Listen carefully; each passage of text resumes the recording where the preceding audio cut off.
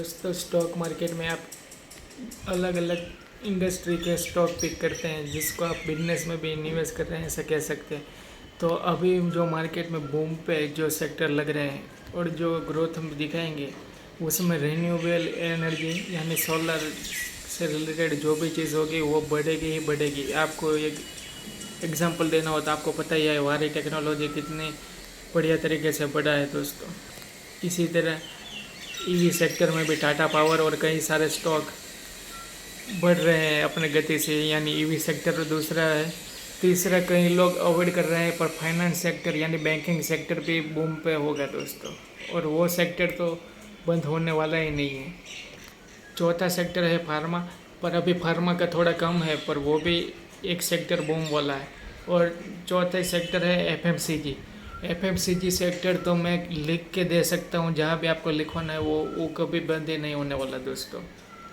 जो स्टॉक मैंने बताए ज़रूरी नहीं आप उसमें ही निवेश करें, आप अपने हिसाब से रिसर्च करके कंपनी का पी देख के प्रॉफिट लॉस बैलेंस शीट देखकर आप अपने दिमाग का इस्तेमाल करके आप निवेश कर सकते हैं दोस्तों। आपको कोई फोर्स नहीं है कि आपको किस स्टॉक में निवेश करना है और किस में नहीं करना है दोस्तों, लेकिन निवेश करना बहुत ही अच्छी बात होती है। मैं सिप भी डालता हूँ दोस्तों। अगर आप स्टॉक में आपको इतना नहीं पता चलता और अगर आप पोर्टफोलियो में निवेश नहीं करना चाहते तो डायरेक्ट आप सिप भी डाल सकते हैं, यानी एसआईपी कर सकते हैं दोस्तों। और एसआईपी हर कॉमन मैन कर सकता है। दूसरा तरीका कि मैंने कभी एक बात नहीं की, पर आप रेंटल प्रॉपर्टी को भी लेकर फिर उसको रेंट पे दे सकते हैं। पर ये जो थिंकिंग है वो इंडिया में इतना यह बिजनेस मॉडल क्यों वर्क नहीं करता, उसका रीज़न ये है कि आप जो रेंटल प्रॉपर्टी देते हैं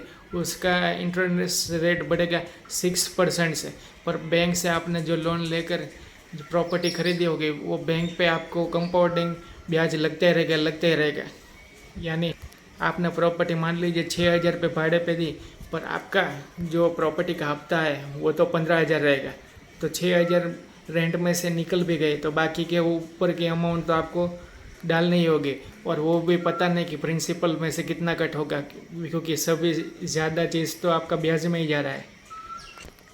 इसीलिए रियल एस्टेट में भी पैसा तो है, पर किसी भी चीज़ में आप पैसा लगाए तो बहुत सोच समझ कर लगाना चाहिए। क्योंकि मेरा जो एक बिजनेस था उसमें मुझे लॉस तो नहीं हुआ पर प्रॉफिट भी नहीं हुआ। इसलिए आप जिस भी चीज़ में पैसा लगाए बहुत ही सोच समझ कर विचार करके लगाए।